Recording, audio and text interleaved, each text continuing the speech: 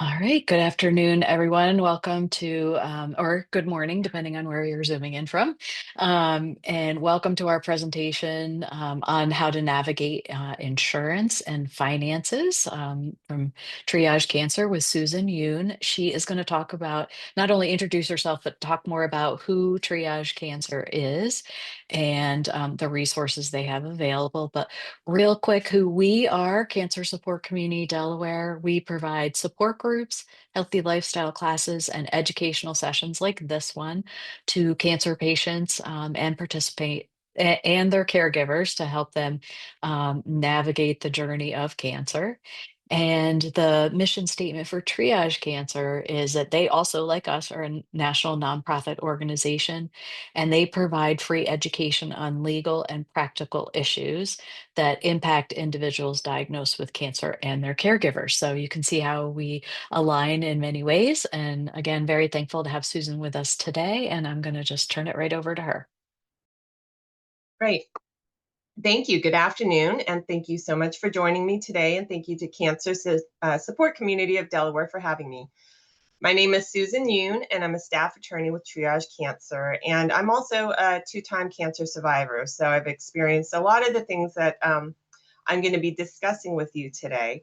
And today I'm going to be focusing on managing the costs of health insurance and healthcare as one part of your strong financial foundation.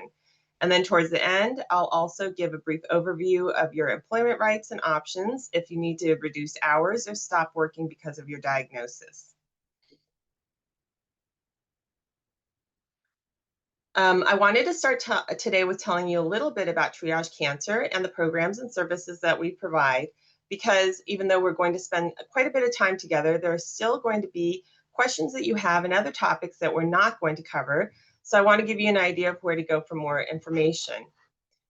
And as Erica shared with you, Triage Cancer, again, is a national nonprofit organization that provides free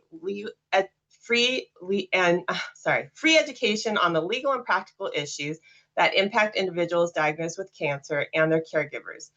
And we often get asked why we actually have the name Triage Cancer. And it really comes from the idea that when someone is diagnosed, there's so much information to learn about and process and big decisions to make. Sorting through priorities, making those decisions, and going through all of that information is actually the very definition of triage. And so that's how we came into the organization's name. And we provide that education on those issues in lots of different ways. We have virtual educational events, quick guides, videos, and much more available at triagecancer.org.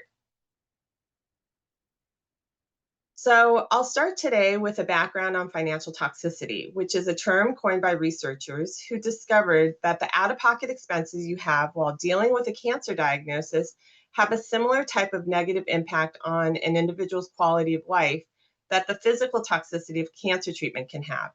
And they didn't just look at the dollars and cents of it all, they looked at how that financial impact can diminish overall quality of life. So while it's a relatively new term, it's certainly not a new problem. But the challenge with financial toxicity is that there isn't a one-size-fits-all solution. And part of that is because there are multiple contributing factors to financial toxicity. So we think that health insurance status is the number one contributing factor. And that isn't just about does someone have insurance or not, but it's also about does somebody have the adequate insurance for them and are they effectively navigating those policies? Another area in your life that can impact your financial health are changes to your employment status. After a cancer diagnosis, we have seen a lot of people experience changes in their work, whether it is taking time off of work or stopping work altogether, which can obviously have an impact on your finances. And then there are all the other things that happen in the normal course of your life that can impact finances, like relationship changes or moving or graduating. Those life changes continue to happen and they compound the financial impact that somebody is already experiencing after a cancer diagnosis. So in order to effectively address financial toxicity, all or at least most of these issues need to be addressed. Now, we know that health insurance status is the primary contributing factor to financial toxicity. While that seems like it would be a pretty easy to solve, the problem is health insurance is so complicated that Americans simply do not understand how it works or how to choose a plan. I often say that it feels like you need a graduate degree in the language of insurance to truly understand what you're dealing with. But we're going to do our best to give you an introduction to this language. In fact, only 4% of people surveyed could define the most common terms used in an insurance policy. So that means that 96% of people surveyed could not define a lot of those terms. Now, one of the reasons that finding the right health insurance can be so challenging is that to be a truly informed consumer, you need to understand what you're dealing with. Again, you essentially have to learn a new language. And we know from multiple studies out there that Americans just don't understand health insurance. And we can see why that is. I want to take a second here to reassure you, though, that even though you might feel like you really don't understand health insurance as well as you want to right now, you're certainly not alone. So to break down that barrier for you a little bit, our first step is to go over some common terms associated with health insurance.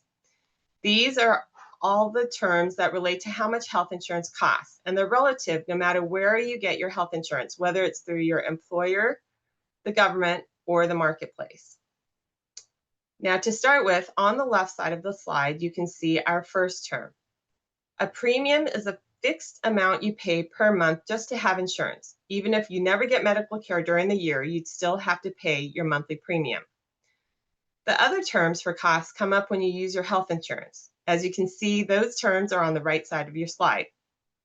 First, you have to pay your annual deductible, which is a fixed dollar amount that you have to pay out of pocket first before your insurance even kicks in and starts to pay for your medical expenses. The dollar amount of the deductible varies from plan to plan. Then there's the cost you pay when you use your insurance, whether it's going to the doctor, filling a prescription, or using a medical service. If that cost is a fixed dollar amount per service, that's called a copayment or copay. So a copay might be $20 to see your primary care physician or $200 to go to the ER. Think of it as your admission ticket in for that service. Coinsurance or cost share is different in that you pay a percentage of the total cost of the service. So a coinsurance might be something like your insurance will pay 80% of your hospital bill, and you'll be responsible for the remaining 20%. Finally, we have the out-of-pocket maximum, which is probably the most important number you should know about your policy. The out-of-pocket maximum is another fixed dollar amount, and it represents the most that you will have to pay out of your own pocket for covered medical expenses during the year. So once you reach that out-of-pocket maximum, your plan takes over and pays 100% of your covered expenses. Both the dollar amount of the out-of-pocket maximum and what's included in that maximum can vary from plan to plan, and I'll get back to that in a moment. We like to show you how these concepts work, so I want you to meet Dan. Dan provides an example of how an out-of-pocket maximum works. Dan has a policy that has a $2,000 deductible. It's an 80-20 plan, so Dan's insurance pays 80% of his medical bills, and while he's responsible for 20%. And he has an $8,000 out-of-pocket maximum. Now, Dan has just spent a week in the hospital, and he walks out of the hospital with a $102,000 hospital bill. So assuming he's had no other medical expenses during the year, how much does Dan actually have to pay of this medical bill? So first he has to pay his $2,000 deductible before insurance will pay anything, which leaves him with $100,000 left of that hospital bill. And he has an 80-20 plan, so he's going to be responsible for $20,000 because that's 20% of $100,000. But he has an $8,000 out-of-pocket maximum, and he's already paid $2,000 in his deductible. So he only actually has to pay another $6,000 of that $20,000 bill, and then he'll have reached his $8,000 out-of-pocket maximum. So his insurance will kick in and pick up the rest of that $20,000 bill. And now I'm absolutely not suggesting that $8,000 isn't a lot of money, but it is certainly better than the $20,000 he would have had to pay if there were no out-of-pocket maximum, or even the bill that started out at $102,000. So again, it allows you to plan for that worst case scenario, knowing the most that you're going to pay out of pocket. And I know this is a lot of math and moving parts, so I want to let you know that we do have a short animated video in our health insurance resources that goes over this example again. As I mentioned earlier, the out-of-pocket maximums can vary. One way they can vary is depending on how many people are on your plan. So there can be an individual out-of-pocket maximum for the policyholder and a family out-of-pocket maximum for everyone on the plan. Another way the details vary is that the out-of-pocket maximum may include different things. Now, if you have a plan on the marketplace, the out-of-pocket maximum will include your deductible and any co-pays or co-insurance you've paid. But some plans outside the marketplace, like a plan from your employer, can carve out different things from the out-of-pocket maximum. So an employer plan might say your deductible does not count towards your out-of-pocket maximum, or that your deductible and co-payments don't count, or maybe you might have a separate out-of-pocket maximum for prescription drugs specifically. So it's very important to check with your plan to see what's actually included in your out-of-pocket maximum. With those basics in mind, you want to start by knowing all of your health insurance options. Now, in the US, there are only 3 places where we get our health insurance coverage. First, we can get it directly from an insurance company, and that includes picking a plan from the marketplace. Oh, sorry about that. Next, we can get it through the government, and by that I mean Medicare, Medicaid, military veterans plans, or state or local programs. But finally, about 50% of people in the United States still get their health insurance coverage through their employer. So we're not going to get into all the details of every different type of plan today, but if you have questions about those differences or want more information on a specific type of plan, we have a lot of resources on our health insurance, about health insurance on our website.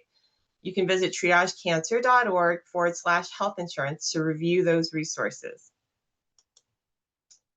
We also have even more specific information about Medicare, which you may be thinking about if you're getting close to 65 or if you end up receiving Social Security disability insurance for 2 years. We have great webinars that explain Medicare in detail, and for additional resources and information, you can visit triagecancer.org/Medicare, and it will route you to this page.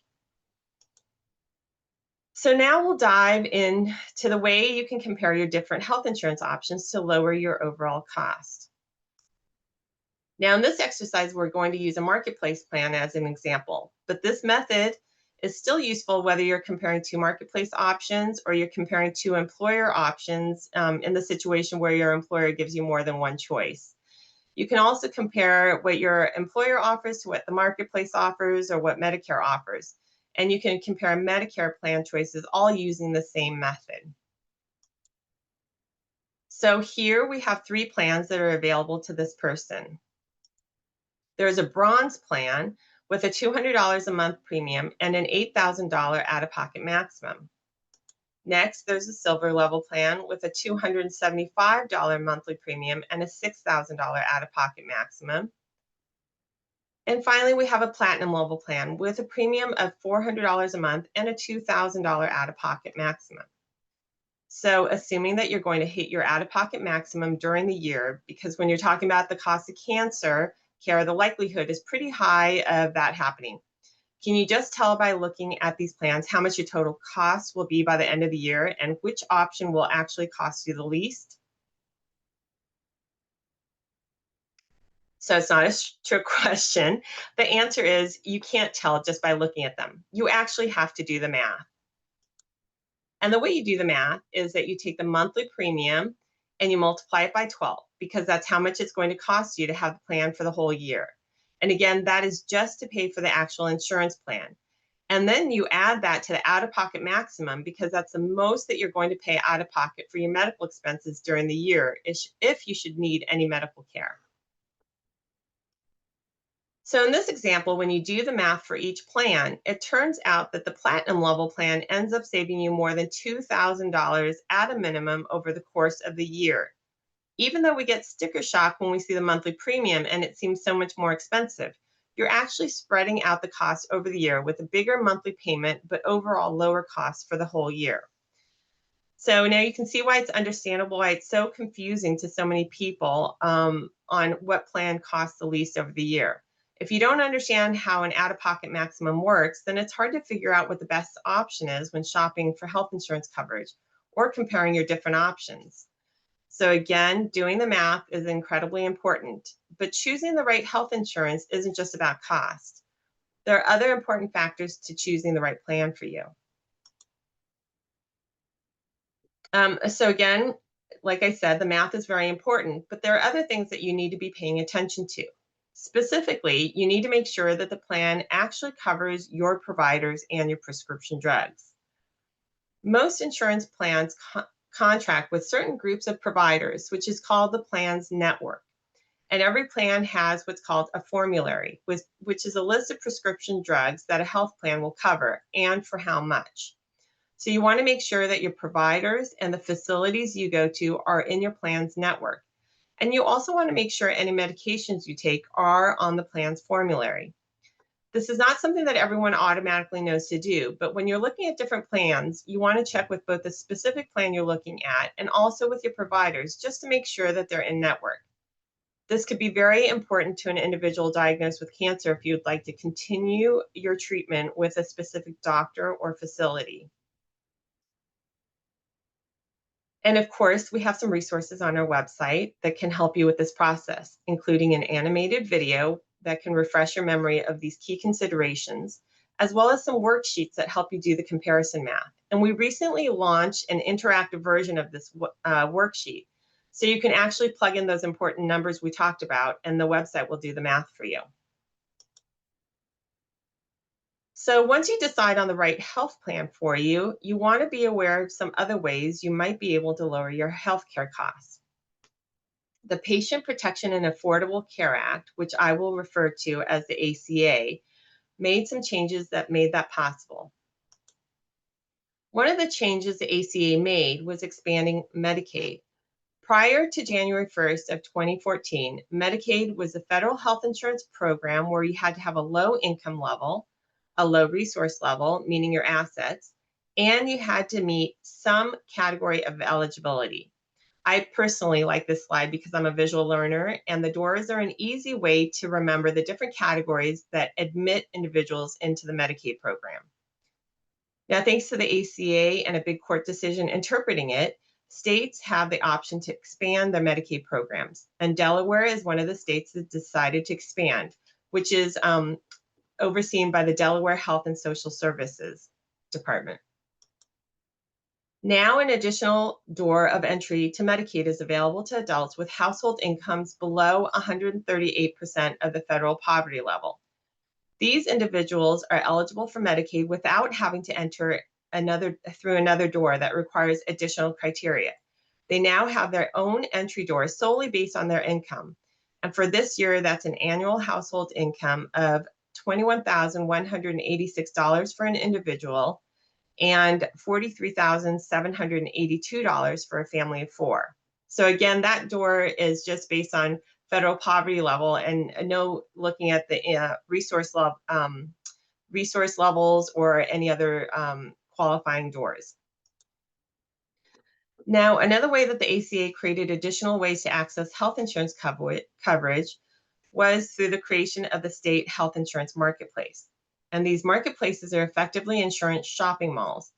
It's a place to go find your private health insurance options and to see if you qualify for Medicaid in your state. Depending on the state, the marketplace may be run by the state or it may be run by the federal government. In Delaware, you have the state-run marketplace, which is called Choose Health Delaware, to review your options. One reason the marketplace is important is because there are benefits of shopping for coverage through the marketplace instead of just going directly to a health insurance company.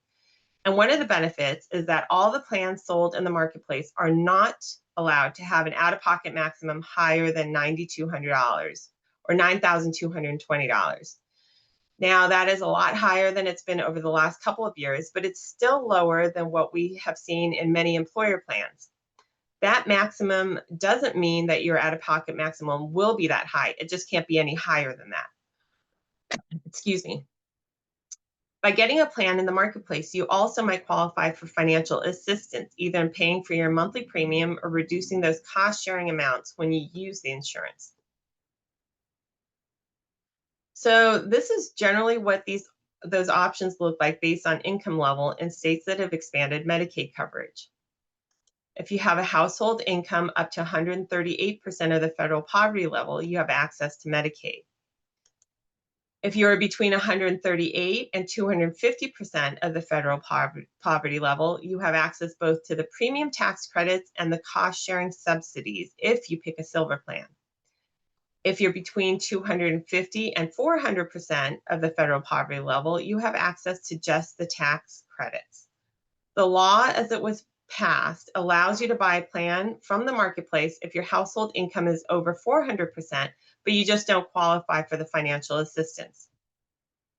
Now, in Delaware, you have access to Medicaid, a program for residents of Delaware with low income who do not have access to affordable health care. Again, this program is for coverage for people whose income is less than 138% of the federal poverty level. You'll be eligible for Medicaid instead of premium tax credits in the marketplace. To see your options and figure out which categories you fall into, you can visit your state website or healthcare.gov, the federal site, and it will route you to your state website. There was some additional COVID-related financial assistance, including more assistance for different income levels and expanding assistance to higher income levels that was added in the last few years. But that extra assistance is set to expire at the end of this year. And as we all know, Congress has not really given much attention to this yet, and we'll see what happens, hopefully sooner than later. But regardless of where you get your insurance from, there are some ways you can use insurance you have to help keep medical costs down. One of the things that we think is incredibly beneficial for people to understand is that they don't necessarily have to take no for an answer if they're denied a treatment or drug by their insurance company. And it's happening more and more, I think, that people through the course of a cancer diagnosis and treatment end up with a denial from their insurance company. When that happens as consumers, we generally have two rights or two opportunities to appeal that decision. The first is called an internal appeal, and this is essentially where you're going back to the insurance company that first said no and asking them to please reconsider covering the service. The second opportunity is an external appeal, and this is where you're supposed to be able to go to an independent entity and have them look at the situation and decide whether or not the insurance company should have covered the claim. Now, I fully recognize that in this process, I'm asking you to take on another thing when you are already in the midst of dealing with all the things that come with a cancer diagnosis. However, we have data that tells us somewhere between 40 and 60% of all claims that get appealed are decided in favor of the patient. So that means that about 50% of the time when the insurance companies say, we're not covering this, they're getting it wrong. Here's the problem, though. Consumers are rarely appealing their denied claims. So less than 0.2%, that is less than 1% in the study shown on the slide of all claims denied have appeals filed. So we're talking 99.8% of all claims that are denied are going unappealed. So when we are talking about financial toxicity as well as access to care, this is a hugely underutilized tool that we have in our toolbox. And because of that, we have a lot of resources to help you deal with appeals, including a newer animated video, which I think provides a really great introduction to appeals if you've never really thought about them before, but also quick guides and webinars, as I've mentioned before, and even an appeals tracking form to help you stay organized during the appeals process. And all these resources can be found on our health insurance topics page. Now, the reality is even having adequate health insurance and winning an appeal isn't going to completely eliminate medical bills. And you'll probably receive lots of communication about what you owe for your care. Just from the insurance company alone, you might get a notice that they received the claim. There might be another that says they're processing it. But finally, and most importantly, you should receive an explanation of benefits, which I will be calling an EOB. This is an illustration of the types of information you might find on an EOB. Now, every insurance company presents the information in a slightly different way, but generally they should all have this minimum level of information. First, the telltale sign on an EOB is that somewhere on this form will appear the words, "This is not a bill." You will also be able to see the information about the policyholder and who the claim is for. In this case, the policyholder is Ida. Now, in the chart, you will see you should also get some sort of summary of the claims. And now in the chart, you will also see the date of the service, a description, possibly a CPT code, as well as the amount billed and the amount not covered.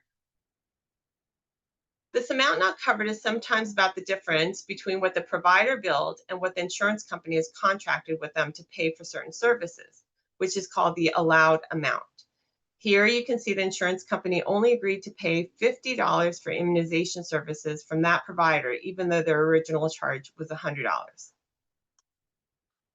So the next column shows that Ida has a 20% coinsurance, which means out of that, say, $25 total in lab services in the middle of the green section too, she'll be responsible for $5. Lastly, the EOB should somewhere indicate how much you have paid towards your deductible for the year and how much of what you have paid has been applied to your out-of-pocket maximum, both individual and family.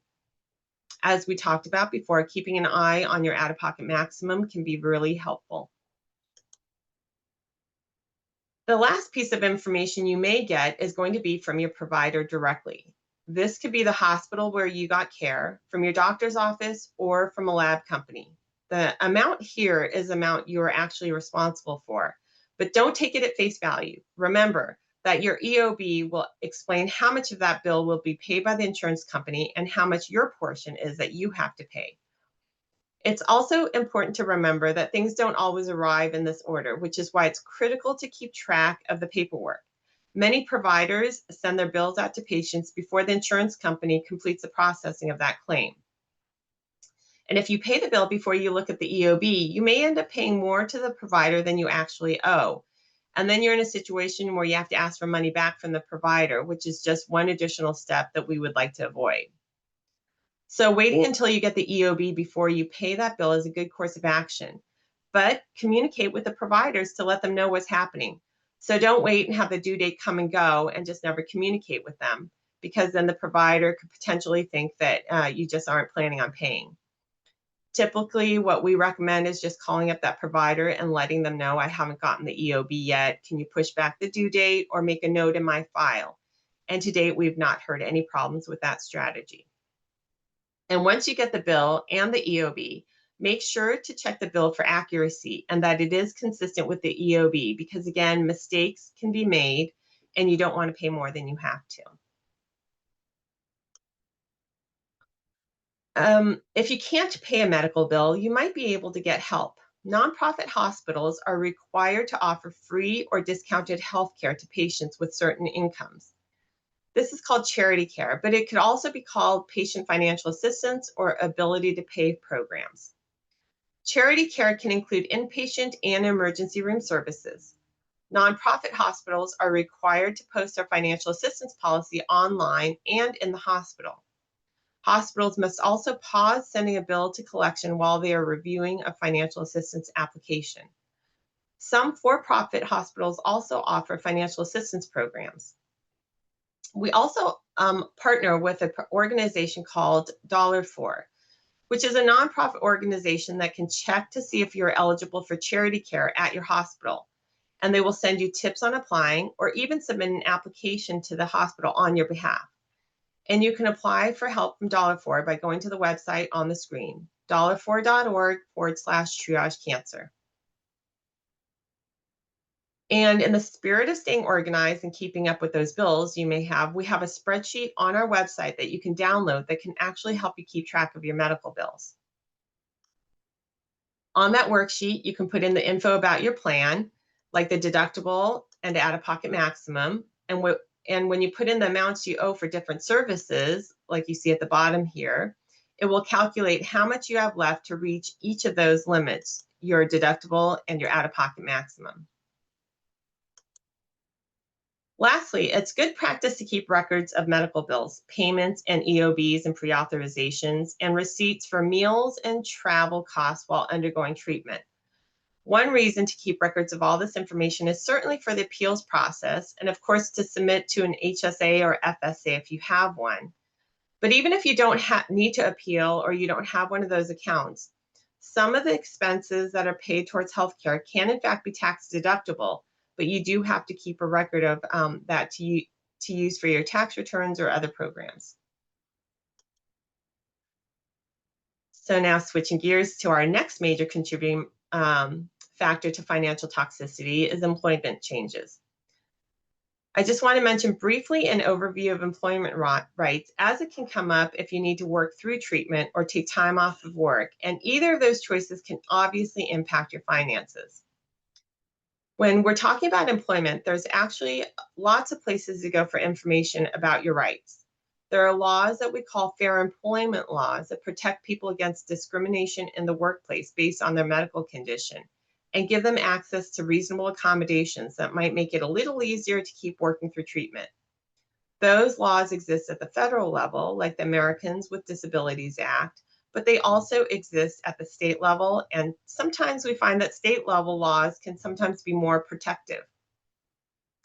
There are also laws that we call leave laws that allow you to take time off work and provide some job protection and sometimes even health insurance protection. And again, those exist at the federal level, like the Family and Medical Leave Act, as well as at the state level, and maybe even county or city levels. And then we sometimes forget that we work under an employment contract. So your individual employment contract can provide details on what benefits may be available to you at your job. And if you're a member of a union, that union bargaining agreement is actually going to provide some additional information about whether or not certain benefits apply to you. And I often use teachers' unions as an example, where many teachers' unions actually don't pay into the Social Security retirement system. Instead, they pay into their own retirement system. But because they haven't paid into Social Security retirement, they actually can't draw on Social Security disability insurance because they haven't paid into the system. But most people don't realize that until they go to apply. Now, that's an example where in that contract, you're getting access to one benefit, but you're waiving access to another. And looking at your employment contract, whether you're in a union or not, is going to provide you additional information about what you have access to. And of course, that's just barely scratching the surface of those employment protections. So if you want more information about those protections or how to navigate those systems, please feel free to explore our resources on our Working Cancer page, which you can access directly by going to triagecancer.org/employment. Lastly, I'm going to talk a little bit about disability insurance. When someone is diagnosed with cancer, there's often at least some time that they will need to stop working. If that time is extensive, most people will need to find a way to make up for the fact that they aren't bringing home a paycheck. That is where disability insurance comes into play. It's replacing wages because you're unable to work due to a medical condition, but rarely does it replace 100% of your wages. Insurance policies will normally only pay you a portion of what you normally got paid. Policies range from 45 to 90% of monthly incomes. Now, disability insurance is one of those things that most people don't proactively go and purchase. And that's not a great thing because we found that a 20-year-old has a 1 in 4 chance of dealing with a disability before retirement age. But it's not something that we purchase like we purchase health insurance coverage or even dental insurance. You might have a short-term or long-term disability insurance plan available through your employer, so that's definitely worth checking. I won't go into the details of those plans because they're very different depending on the type of plans you have. These plans vary greatly from employer to employer and from company to company. It's just good to remember that this might be available to you, and you may not even remember that it was a part of your benefits package when you began working for your company. But I do want to spend more time on the 2 federal long-term disability insurance options. There is Supplemental Security Income, or SSI, and Social Security Disability Insurance, or SSDI. Both of these programs are administered by the Social Security Administration and have very high standards of disability. The Social Security Administration defines disability as a medical condition that is expected to last 1 year or longer, that keeps you from working, and not just your current job, but any job that you've had for the last 15 years. SSI is based solely on having low income and low assets. The maximum amount you can receive in SSI benefits is $967 per month. Many states provide their own additional SSI payments, so it's important to check with your local Social Security office to see what the additional state supplementary payments amounts could be if there are ones offered in your state. You can receive SSI benefits the first full month after becoming disabled. You may also receive back payments, which are for the time between when you applied and when you get approved, which can sometimes be a while. Now, SSDI, on the other hand, isn't based on your income level. It's based on your work history and the fact that you've paid into the Social Security retirement system and that you've paid in recently. Essentially, you have to have worked the last 5 of the last 10 years and paid into Social Security in order to draw on SSDI. The amount of money that you get from SSDI is not the same for everyone. It's proportional to what you paid into the Social Security retirement system over your work history, but it's capped at a maximum of $4,018 a month this year. There's an unavoidable 5-month waiting period from the date Social Security Administration determines your disability began to when you can start receiving benefits. But you may be able to get those back payments from the date you're approved back to the date of your application. And with SSDI, they might also pay you retroactive payments, which are different. Retroactive benefits go back from the date of application up to 12 months before that if the Social Security Administration decides that your disability began before you even applied. We have quite a few resources related to disability insurance, including a number of quick guides, as I've mentioned, for other topics. And we also have an entire module on cancerfinance.org on disability insurance. And then we have a really great recorded webinar on our website that goes in depth on all the different disability insurance types and requirements. If you're in need of information on disability insurance, I highly recommend this webinar. It really does go into great detail. Speaking of our resources, I want to highlight a few before I let you go today that I think would be especially helpful as you navigate all of these issues. First, we host a monthly webinar series, which is open to everyone. We had a webinar last month and another one this month on Medicare. As you know, Medicare is so complicated, we actually had to split it up into 2 separate webinars. But if you missed the first one, you can listen to that on our website and then try to catch the second one if it's something that you are interested in. We cover a wide variety of topics in these webinars, such as finance, insurance, employment, estate planning, caregiving, managing side effects, and more. As I said, you can see the upcoming schedule, and we've also listed our schedule for 2026, although I don't think you can register for them quite yet. But it's called triagecancer.org/webinars. And if you're not able to participate in a live webinar or would like to hear the information again, you can also watch or listen to the recordings on our website at triagecancer.org/past webinars. And I, a lot of times, will even go back and refer to some of them just to have a review of some of these topics. Finally, if you have any questions about your individual situation, you can also contact our free legal and financial navigation program, where you can schedule a call with one of our staff attorneys. We don't provide legal representation or advice. However, our legal and financial navigation program exists to help explain available options to those facing difficulties with health insurance, employment, disability insurance, finances, estate planning, and more. We invite you to connect with us in various ways. As a reminder, we have events, a blog, a newsletter, as well as social media accounts. You can scan the QR code on the screen to sign up to receive our blog. And it's been really great, the blog, because things are changing constantly, and we do try to keep up with the changing climate and environment. So this brings us to the end of our presentation, and I'm more than happy to answer some questions if you have any in our remaining time together. Thank you very much. Okay, so we're not live streaming on Facebook anymore. You're welcome to come off mute to ask a question or put it in the chat, and I'll ask the question for you. And thank you, Susan. That was great. I'll actually start with a question while people are thinking. Okay. Do the EOBs generally come in the mail, or can you get them electronically, or is it your choice, or does it depend on the provider? I think it depends on the provider, but it seems to me like I know for me personally, it seems to be coming electronically now, and I think it happens where you're just kind of like, it seems like I don't know with all the providers, but it seems like you almost have to proactively ask to keep it in writing, like to receive it by mail. I think everyone's preference seems to be to have it online. So I'm not sure exactly. I think it would depend on the providers. Okay.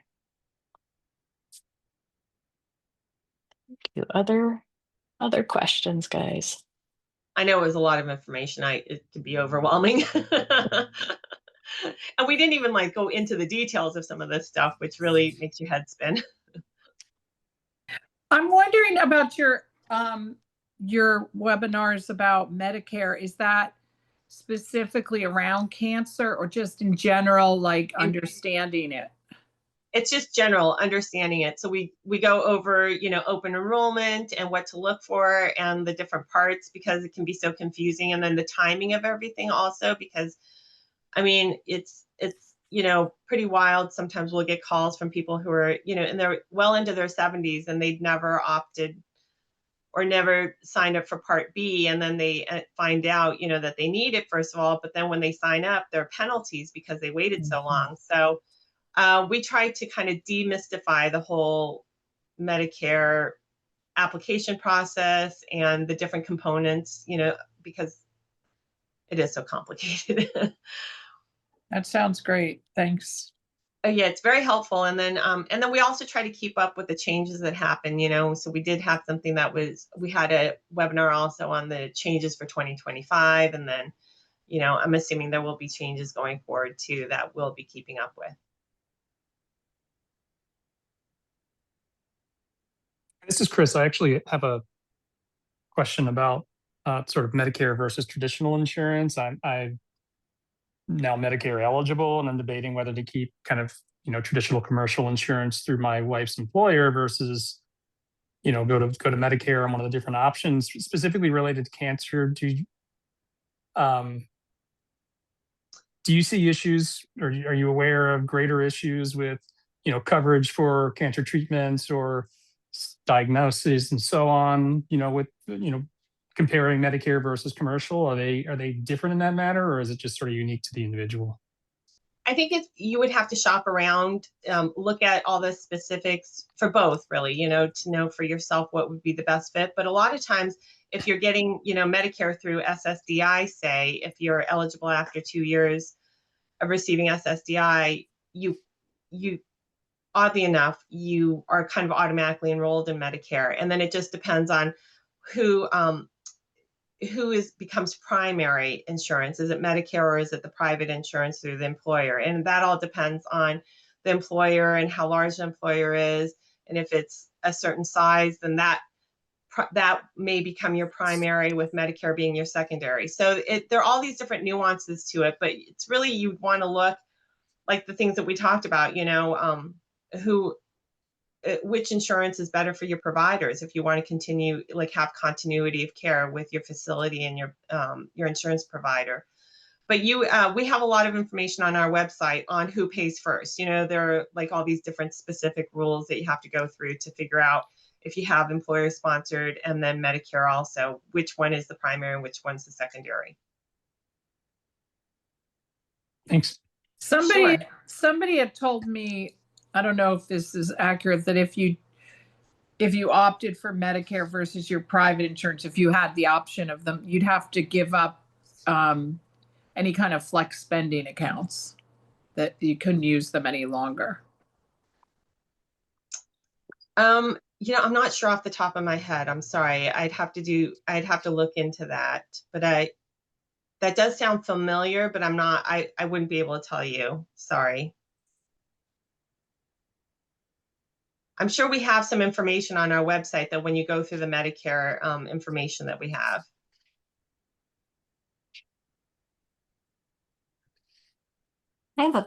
I'm not really sure if it's a question. My name's Janet Cates.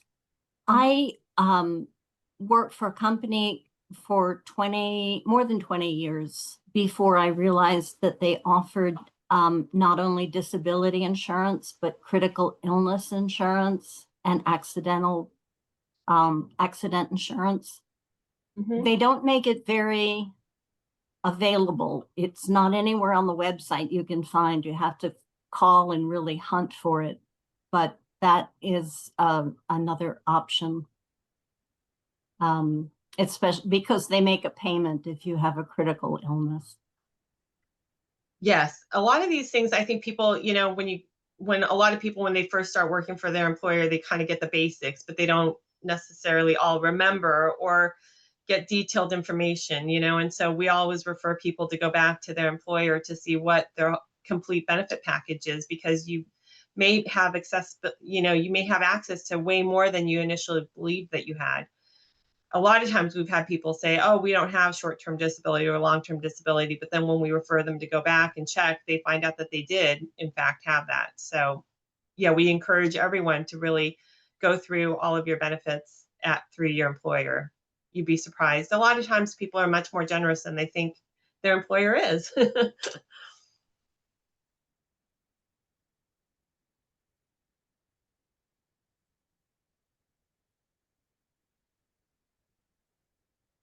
Anyone else? great. Anything else, guys? Those are good questions.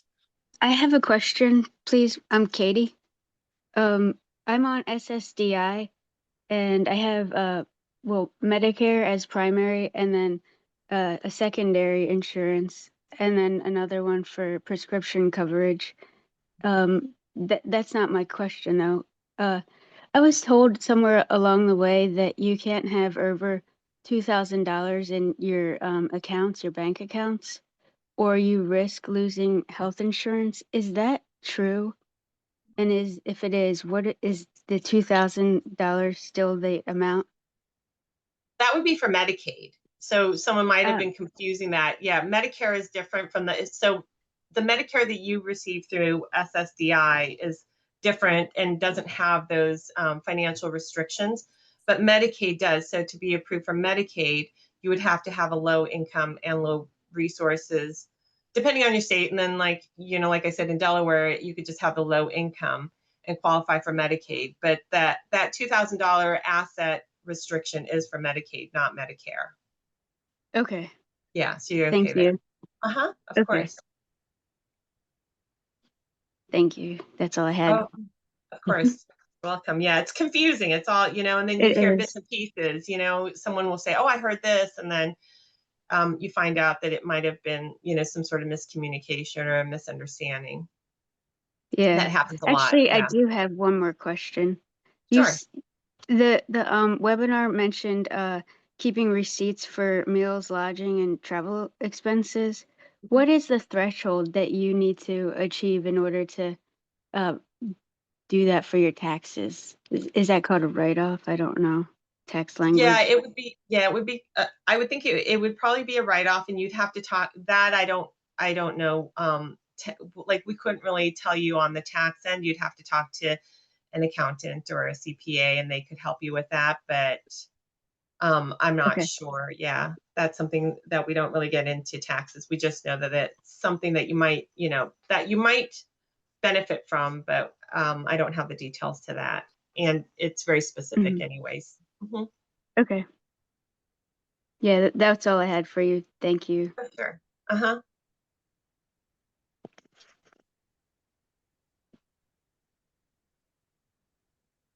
Hey, well, Susan, I want to thank you again for being with us and all of you for attending and your great questions. I appreciate it. And check out the website, lots of great resources. And I've benefited from some of the ones where we get continuing education credit. So I really appreciate that. And them keeping up with the times because there is a lot to keep up with, right? There sure is. Uh, And if anyone has any individual questions, like we said, the Legal and Financial Navigation Program is really great. You can sign up for an appointment and speak one-on-one with someone about your particular situation. And we try to do our best to help answer your questions. Okay. Well, Well, thank you thanks very again, much. everyone.